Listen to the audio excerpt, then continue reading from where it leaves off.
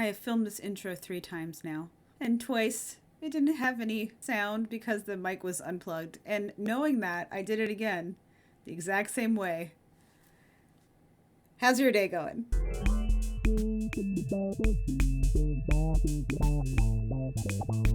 Welcome back, readers. I am Robin. I am your uncle.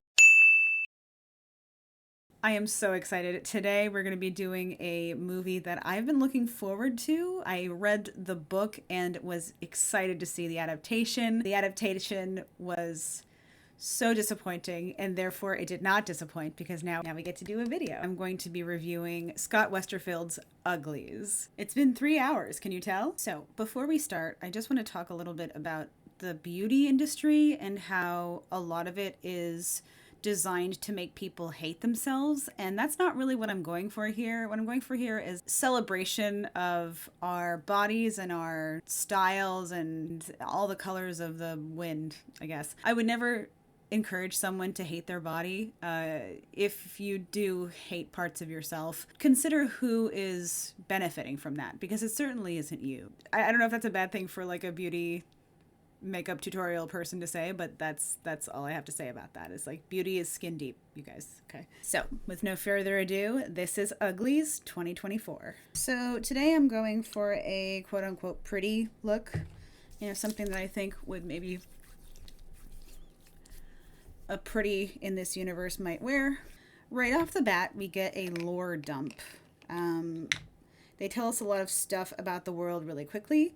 Hundreds of years ago, the planet was run by people called Rusties, basically us, who so foolishly used fossil fuels and basically ended up almost destroying the world because of our greed and stupidity.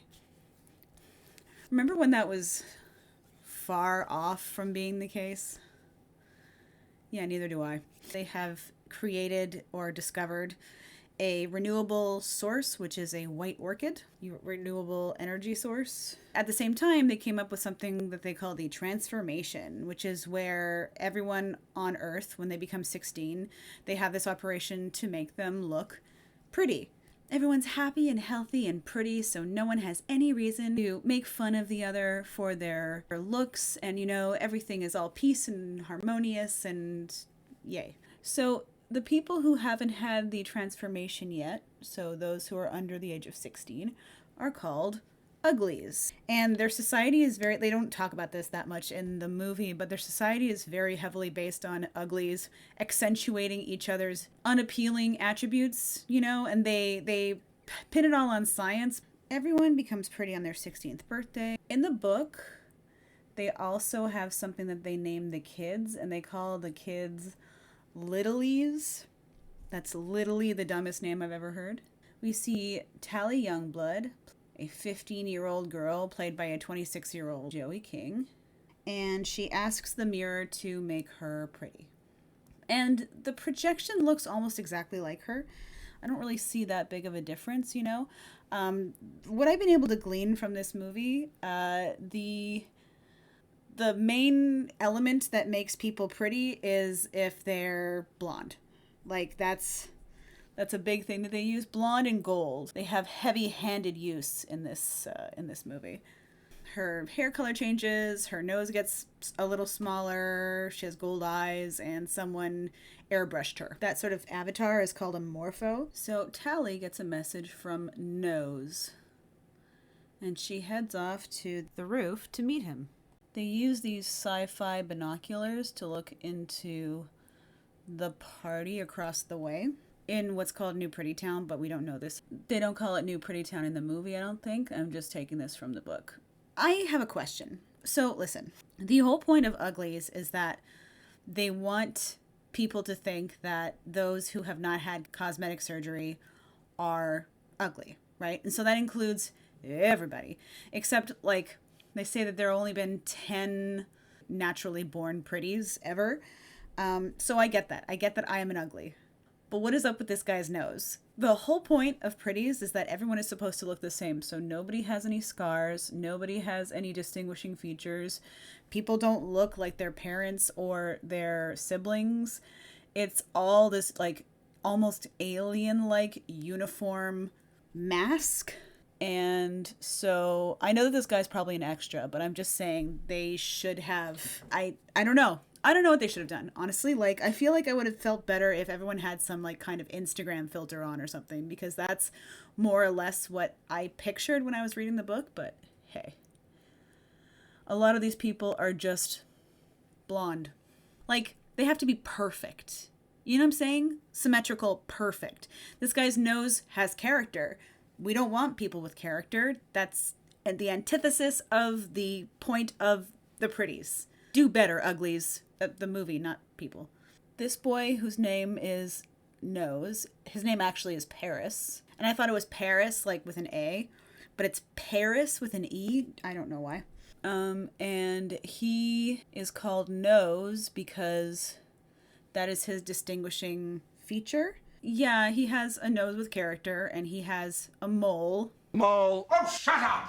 And he calls Tally Squint, because her mom said that she had squinty eyes. Tally asks him if he's excited because he's getting the transformation tomorrow. And she makes him promise not to get rid of the scar on his hand, because they each have one. They got it because Tally was playing with her Morpho when she was a child, and Paris got annoyed and smashed her tablet to the ground and cut himself, and so she cut herself, and they did this blood brother thing, which don't do that. It's a really good way to get hepatitis. Nose makes Squint promise to meet him at the bridge a month after his transformation, graduation. And at the assembly, there's a group of kids talking about David and the smoke, and how David's like a radical, and how he's like the stuff of legends and things like that. In the book, there was no assembly. There was like no pomp and circumstance. It was just, that was the day that you would go, and you would, you know, take your stuff, wave at your friends, and then leave, and then, you know, go on to have your new life. There was none of this assembly thing, because what, they're going to have an assembly every single day? Because it's on the person's birthday. So it seems like a tremendous waste of time. But then again, the whole society is founded on the idea that becoming pretty is like the be all end all. So I guess I can believe it. They get a message from Governor Laverne Cox. I mean, Dr. Cable. That's her name. I don't know her first name. Tally and Paris share a weirdly intimate hug, and then he goes off to make the transformation. Tally goes back to her room, and she sees fireworks. I would imagine there's fireworks every day, but I assume that there's fireworks because this is the day that a lot of people got to be pretty, so there's like a, you know, welcome party or whatever. So time goes by, and there's no messages from Nose. She says, "Can't wait to see you tomorrow anyway." So Tally uses her ring to trick the window into letting her out, and she leaves her ring behind. This is the start of the Netflix movie tradition of having great music in terrible movies. This is no exception. Oh, it's making me nostalgic for The School for Good and Evil. Tally gets to the bridge, and surprise, surprise, Paris isn't there. Tally climbs the bridge, and by Tally I mean the stunt double that's 4 inches taller than Joey King. There's this thing in the book about how the bridges tattle on you if you take them, but this one is different for some reason, but I can understand why they didn't feel the need to include that, because it's not exactly important. And when she gets to the other side, miraculously, someone throws her a masquerade mask, and it's a pig. You get it? In the book, it's just her face that gets changed, you know, by the mask. But in this, she gets like a whole new costume. I guess it's so that she can see exactly what she's missing. But in the book, she's still wearing her like dirty, muddy clothes because she was climbing all over the bridge. And when she sees Paris, she hugs him and gets mud all over him. She bumps into someone and they're like, "Hello, pretty." Because yes, that's a very normal way to say that. Hotman? She gets directions from this guy who, yep, that's a pretty. 10 out of 10. No notes. She sees a beautiful blonde. Oh shit, it's Paris. And he looks exactly the same. Maybe like with some contacts, but to me I see no difference. He doesn't recognize her at first until she takes off her mask. She asks why he didn't show up at the bridge, and he was like, well, I just don't know what we would talk about. And she checks for his scar, and it's not there. And he's like, yeah, you know, I woke up from the surgery, and I thought, why would I keep this? And he got rid of it. In the book, they didn't really give him a choice. Cover your new body with skin. But that's what they do. So she's like, aren't we going to be friends forever? And he goes, maybe, you know, once you become pretty. More or less, that's what happened in the book as well. Ooh. Ooh. Oh, that's pretty. She can't put the mask back on. They kind of just skip past it in this, but in the book, it's because the second you drop something on the ground, it becomes recycling. It recycles itself and disappears. Maybe it's like the cabin in the woods, you know, where like as soon as you are done with a thing, you drop it, or like a video game, you've used it, it's out of your inventory, you can no longer use it again. Some narc pulls the alarm. Sometimes you just gotta use your finger. So she runs over, steals a bungee jacket, and jumps over the edge of the building. Bungee jacket bounces against the ground and launches her in the air, where she starts to run away and try to get back to Uglyville. One of the kids from the assembly saves her from being caught on the bridge, and she helps her to escape by putting her on a two-person hoverboard. They get away from the wardens, and having evaded the law, they then go to the cafeteria and steal a bunch of food. If you see someone stealing food, no, you didn't. We find out that this person's name is Skinny, or Shay. Shay asks Tally why she was in the city, and Tally says that she was seeing a friend who didn't really want to see her, but she makes like a bunch of excuses for him. I don't know why I put this on like this. I don't know why I did that. The key to under eye concealer is scarcity. The more you use, the more it's going to wrinkle, which is hard for me to follow sometimes because you want those dark circles completely gone, but you know, it's part of being human, you know? I really should use some pink under eye corrector, but I'm not gonna. So Shay says that all of her friends are gone. They find out that they both have the same birthday, so they're going to be waiting another 2 months before they get their surgery. So Tally finds this very exciting. She asks Shay what color eyes she wants, and it seems clear that Shay hasn't really thought about it. That Tally's gonna want gold eyes because her mom has gold eyes. They don't really describe the parents that much, so Shay comes and gets Tally at her dorm, saying that they're not going to go to school that day. They're gonna go hoverboarding. Tally totally sucks at it. On their way back, Shay's other friends come and hand her a book, and it seems as though books are contraband in this world. They keep it all hush-hush, but Tally wants to read it, and it turns out that it's a Henry David Thoreau book. He's, you know, Walden, walking children in nature, that kind of thing. I don't see you out there walking children in nature. So as Shay is helping Tally ride, she pulls the time-honored parental letting go when the kid doesn't know that you've let go trick. Hey! Oh, no! Shay tells Tally that she doesn't want to get the procedure, and then tells Tally to meet her in 2 hours. They meet, they take off their rings, which is like how they keep track of people. Interface rings, I think they're called. And leave it on a branch so that they'll think that they're having a picnic. Oh, two uglies. They're sitting really close to each other, about half an inch away, and they haven't moved for several hours. They must be having a picnic. Yes, a picnic. And they go out of bounds into what they call the Rusty Ruins. So they pass a roller coaster, which is a bigger to-do in the book. They actually do all of their tricks on the roller coaster, not like in the city. But I guess they wanted to show like the cool tech. So the Rusties were us, right? So it's kind of like the remnants of the civilization that kind of came to an end. Shay tells Tally that she's going to tell her a secret and makes her promise not to tell anybody. Tally promises, and then Shay lights a barrel. And she says that she is not going to get her operation. She's going to the smoke with David. She says that she was supposed to go right away with her friends, but she chickened out that night that they met. Shay is talking about how she wants to be free, and Tally doesn't want to be free. She wants to be pretty. I don't know if it's because of my sapphic nature, but I thought that there was some gay vibes coming from Shay, but maybe that's just wishful thinking. In the book, Shay has a thing for David, and I'm not really getting that here, but maybe I'm just not paying enough attention. Another beacon lights, and Shay heads out toward it. The next day, Tally is brought to her surgery site, and everyone goes in and starts to get their surgeries, but not her. Someone comes to get her, so she's taken to Dr. Cable. So I do enjoy Laverne Cox in this role. Of course, they get Laverne Cox to play the perfect post-op surgery specimen. The woman is flawless. We don't really talk about being trans or non-binary in this world, and that's a shame because I really would have liked to delve into it. I pictured Dr. Cable as absolutely terrifying. So, you know, and she's supposed to have sort of... So there's this whole thing about specials in the book.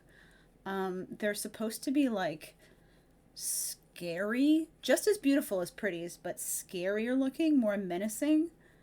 And they have other attributes that I'll get into later. I'm going to come back to the specials. Dr. Cable says that Shay has been brainwashed and kidnapped and tells Tally that she needs her help. And Tally says, I wish I could help you. And Dr. Cable says, okay, well, no problem. Go back to the dorms and think of if there's anything you can do to help us. So basically withholding her surgery. When Tally gets back to her room, Paris tries to come in the window.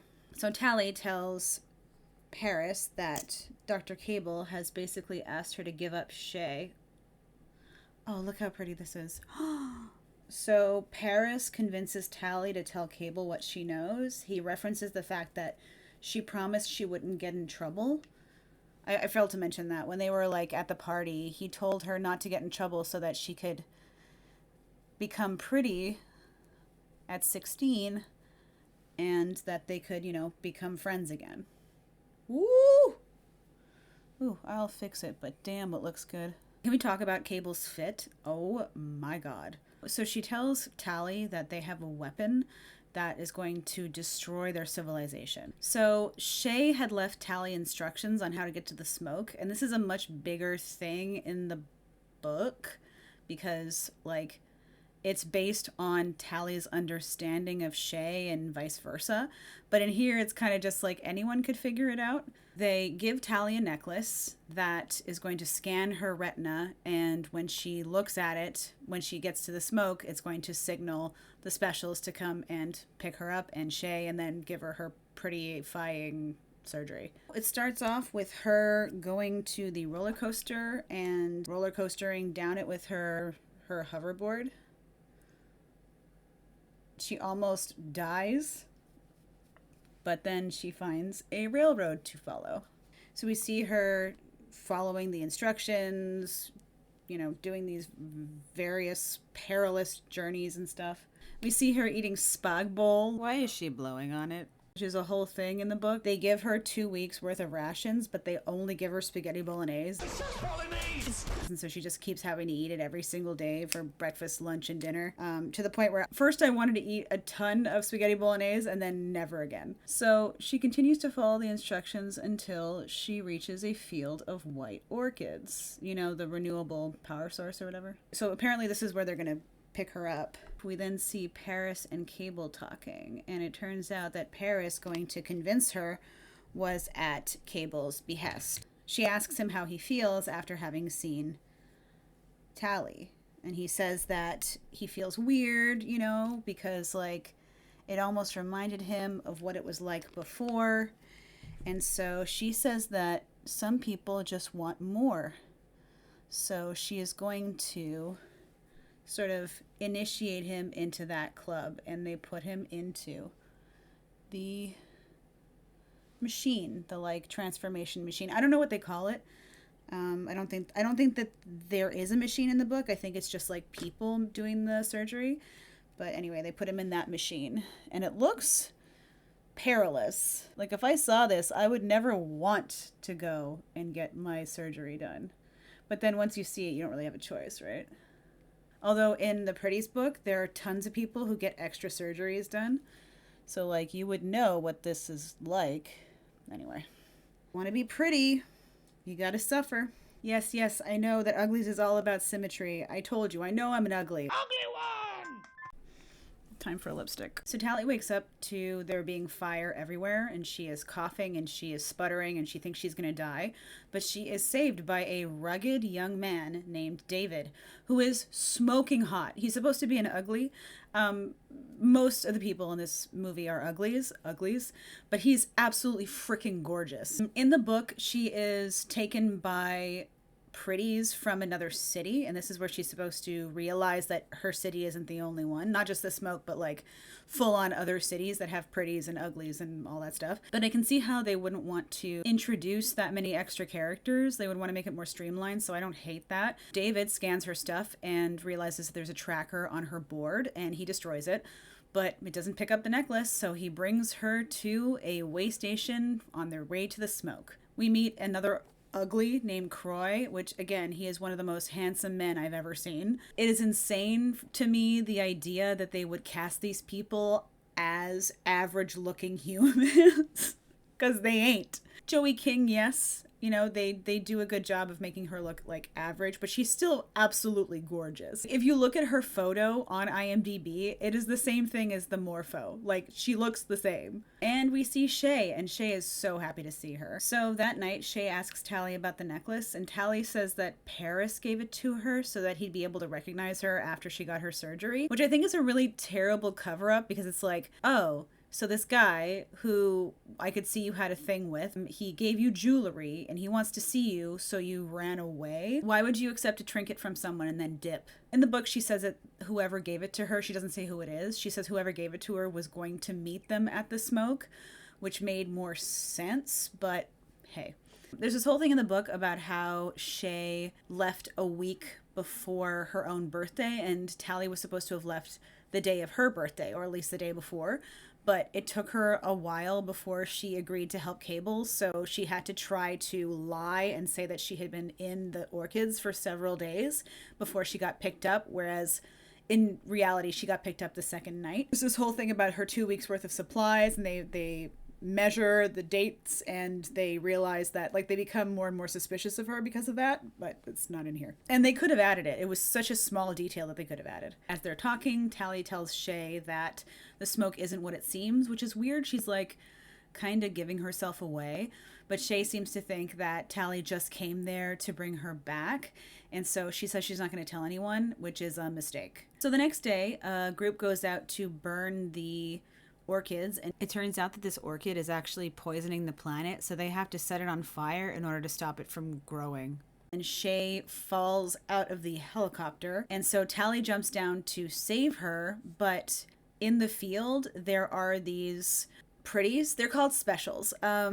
They are, you know, they're running after them, and they're like running straight through fire, which pretties shouldn't be able to do. They show up because they find the tracker gets disabled, and so they run around sort of a radius of where they found the tracker so that they can try to find the smoke, which I think makes no sense strategically, because they already know that she has reached a certain point. So for them to go there, it's like you are giving yourself away. You're going to the location of a spot on the way to the smoke when you know that she's going to give you the exact location. And so people, Croy especially, become suspicious of her, and they should be. So Tally saves Shay's life, and on their way back, Croy accuses Tally of being the reason why they were in that area.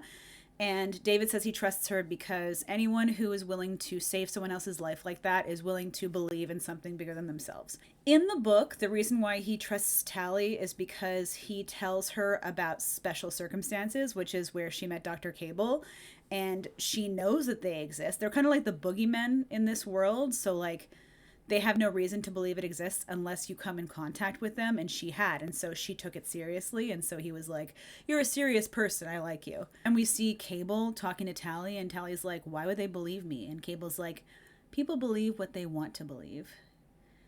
Oh, I wish that wasn't true. Let's see this one.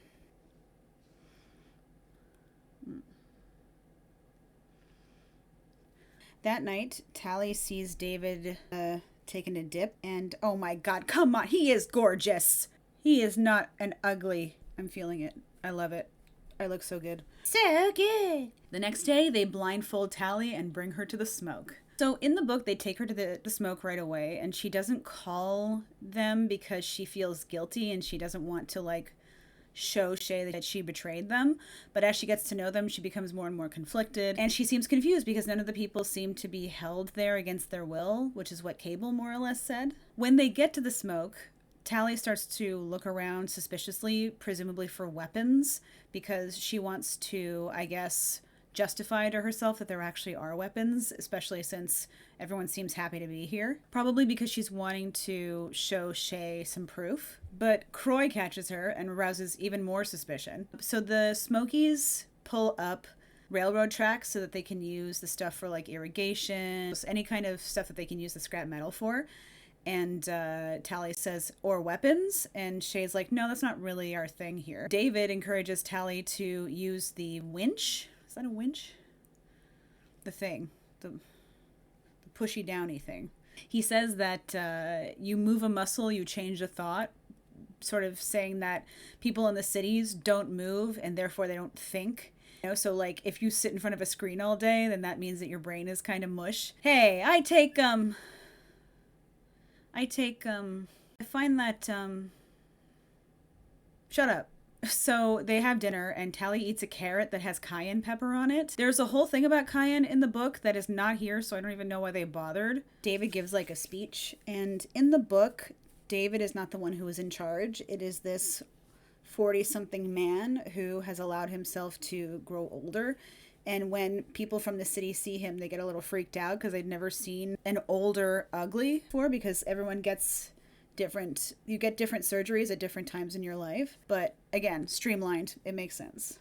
So they also have a library in the book where you can see magazines of people and how lots of people were ugly. Even the skinny people are ugly because they're too skinny. There's like this specific ideal that people are supposed to adhere to. They're supposed to look almost alien, you know, like that, like they are not of this world. They're not just slightly enhanced blonde bimbos. Like I would expect Anya Taylor-Joy to be a pretty, right? Maybe even someone who is more curvy, because Anya Taylor-Joy is skinny. I'm not saying that that's a bad thing. I'm just saying based on this, she is gorgeous. This is not a read. She is gorgeous. So I would think that given her specific, almost ethereal, angelic features, that is what I expected a pretty to look like. The specials are supposed to look kind of scary, sinister, beautiful, but sinister. So, you know, like a friend of the channel, Rosamund Pike, or, you know, Tom Hiddleston. They have this archery montage. What is up with these movies and shooting an arrow? Arrowed!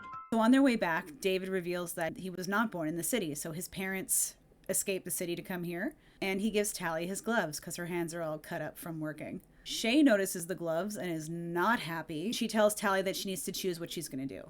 On another walk, Tally asks David whether they have a weapon, because that's what they're saying back in the city.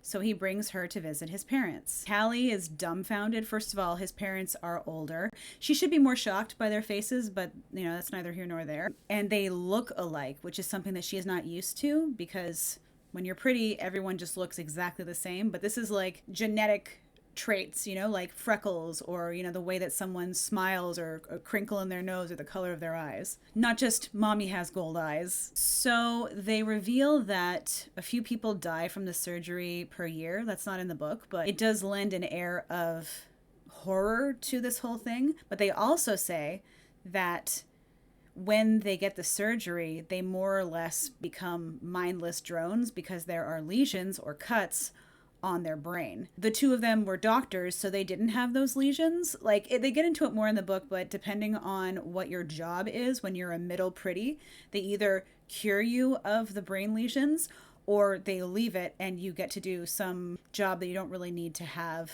any kind of, you know, brains for. So government, probably. Cable stole all their research that was proving that this was going on. And so they fled because they knew that something bad was going to happen to them. They started aging naturally, and in the book, they reversed the surgery fully, like there was a way to do it. So why is it that David looks like his parents if they didn't reverse the surgery? They shouldn't look alike in that case, because They already had the surgery to make their features perfect. So they wouldn't have freckles. They wouldn't have those features. Maddie says brain damage in a weird way. Brain damage. They say that they have half of the cure. They need a synthetic component that they can't make in the camp. So they kind of do have a weapon in a way. Tally's so affected by this that she throws her tracker in the fire, and the fire is so crazy hot that it kills this piece of technology dead. She tries to tell David that she came here for the wrong reasons, but he kind of hears what he wants to hear and then kisses her. In the book, there's this whole thing about how when Tally is falling for David, she starts to see him as pretty. You know, the thing that happens when you like have a crush on somebody and suddenly you see them in a different way. She sees this other person who was quote unquote ugly as desirable. And it's the first time that that's happened to her. She even says that she used to kiss, you know, other uglies, but until you were pretty, it didn't feel like it mattered, but this mattered. That's in the book. The next morning, a bunch of scout vehicles show up and they round up everybody in the smoke. They try to fend them off with firewalls. One gets caught in a net. Would you pull that crap with a net? And they round up everyone except for Tally and David some crazy how. When we look at the specials, one of them is Paris. Who saw that coming? Me. I did. Cable shows up and asks Maddie and Az where David is because he's like the supposed leader of this little family. They won't answer. So Cable turns to Paris and says, just him. And then Paris kills Az. In the book, they capture them, they bring them back to the city, and they want to do a surgery quickly on those of them who have not had the surgery for a long time, specifically Maddie and Az, because they know too much about the brain damage. They know too much about, you know, how things work, so they wanted to kind of reverse that. But they didn't test it, and they did it too quickly, and he died on the table. So Tally runs forward, and David kind of gives himself up, and she says, "You didn't tell me that you would hurt anyone," she says. In the book, she lets them, like, arrest her, and then she escapes secretly so that nobody knows that she was, like, in league. I guess it doesn't matter, but still. So Tally blows up a house and is able to get away, and David, he's able to like run away, but they set fire to the whole camp, especially the books. The people who burn books are never on the right side of history. Ever. So Tally, in an effort to make things right, decides to bring David into the city, and they're going to break out their friends. On their way into the city, they come across some of the uglies that were left behind, and they tell the uglies that the smoke lives, and they want them to write it in the sky to make a big diversion. Stop creating a diversion and get out of here. They head into the Special Circumstances building, and they are not able to get access, but luckily, a special opens the door, and David throat punches him. Better get some corticosteroids to treat that laryngeal fracture. They steal his ring, and they let everybody out. But Shay is not there because they took her for the surgery. So Tally says, okay, we're going to need everyone's help. We're going to get Shay out. And so Shay is wearing this beautiful dress, and she has golden eyes now. She's not blonde. Awful ass wig. That thirsty ass wig is upsetting. It upsets me. I'm upset. In the book, you're not allowed to have black hair, by the way. Like, they don't allow you to make that change. You have to dye it yourself if you want to have black hair, like if you're emo enough. So Tally apologizes to Shay because Shay did not want to get the surgery. She was saying that she was kicking and screaming, and that's why they took her first. But Shay doesn't care anymore. She's brain damaged. She's happy this way. So Cable comes in and basically tells Tally and David and Maddie that they have a choice. They can either get the surgery or die, basically. So they get into the chambers, but then, okay. So then all of a sudden, the helicopter that they would have had all the way back at the smoke shows up on the side of the building, Matrix style, and then he uses a flamethrower to break the glass, which that's not how physics works. Or is it chemistry? I don't know. And then everything gets all fiery. What? Okay, future Robin here. I see now that they took the helicopter into the city, but why didn't they destroy it? It still makes no sense. In the book, they're able to get out covertly. This is not what happens here. As they're leaving, they're on the roof and Paris is there, and Tally goes back for him and tries to appeal to his sense of self to see whether seeing her being together will jog his memory. And it turns out that he has a piece of glass in his hand right around where the scar would have been.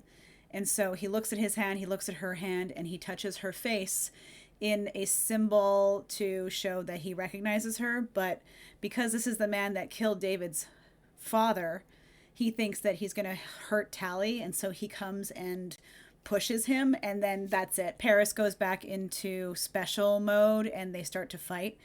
Unfortunately, Paris gets thrown over the side, and before Tally is able to save him, he says, "Squint," as though he like is waking up or something. I don't, anyway, moment of clarity, I guess, but there's no time. He falls down and presumably dies. Okay, so Paris does not become a special in the book at all. In the book, the specials aren't mindless soldiers. They are soldiers, but they're some of the only people who don't have the brain lesions, so he wouldn't have been more clouded. He would have been less clouded and more clear of mind.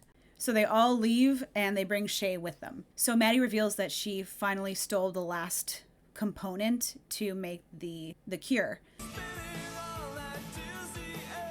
And Tally says, okay, great, then we can give it to Shay. And Shay's like, I don't want to change. And so because of this, they can't give her the cure because she hasn't consented to it. So like in the book, every single day, Tally tries to explain to Shay that she is brain damaged, and Shay just can't grasp the idea. She thinks it's crazy.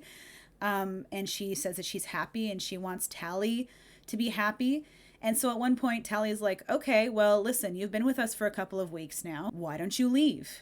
And Shay's like, I don't understand. Well, you want to be back at the city, right? You don't want to be here with us. So why don't you just leave? And Shay's like, oh, no, like I'm staying here for you because I feel bad that you couldn't become pretty like me because of me. So it's kind of like she's docile, like she's like a cow. Like she'll go where you lead her, but she's going to stay there kind of thing. Like, so really you can see how it makes people completely complacent. So Tally, knowing that they need someone to be a pretty to consent to the surgery, says, okay, I'm going to get the surgery. I'm going to become pretty. Come and get me and give me the cure.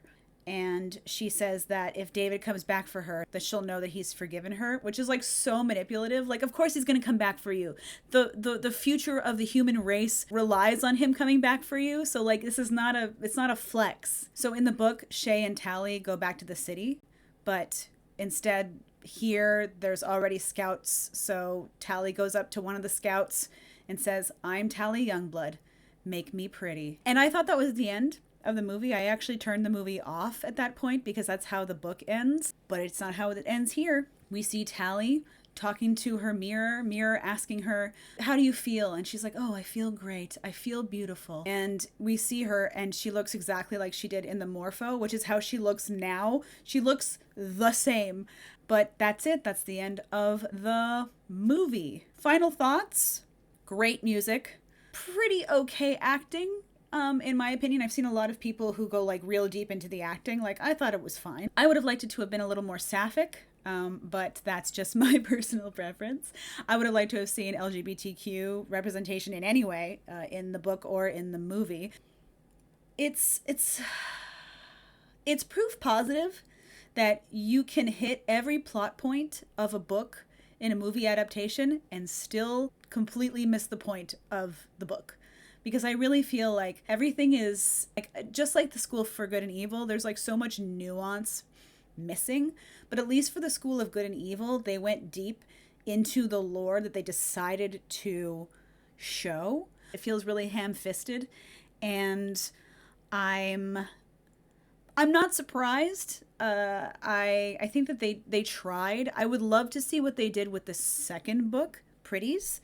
And if they do, they're talking about doing it, but, you know, Uglies did so badly that they probably won't do it, just like with the School for Good and Evil, which is a bummer because it's fun to do on the channel. So I would love to hear your thoughts. Did you watch the movie? Did you read the book? How did you feel like it compared? Did you read the book at all? Do you think that it stands up as a movie on its own, or do you really need to read the book to kind of get the point? Thank you again for liking and subscribing. I really appreciate everyone who has joined the channel. Welcome. I've had a lot of growth in the last couple of weeks, and I so appreciate everybody who has decided to give me a shot. If you know anybody who likes makeup or who likes book adaptations, send them my channel if you feel like they would like it. Remember to hit that subscribe button. Check out my Linktree if you want to support me further. You can buy me a coffee, or you can just check me out on TikTok, see what I'm doing over there. How do you like my look? Is it pretty enough? I cannot wait to see what we do next. I'll see you again in 2 weeks. And in the meantime, be queer, read books. Bye.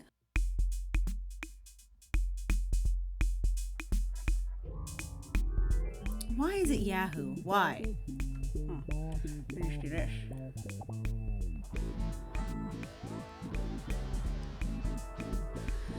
My neighbor upstairs has very heavy footfalls, and I've seen the woman. She's like 100 pounds wet, but she walks like she's wearing cinder shoes, and I'm sorry if you hear it, but you don't have to live with it. I put my lashes on while I heard my neighbor bouncing around up there. Shay has a thing for Tally, but this is like the first that... Sorry, Shay has a thing for David. In the book...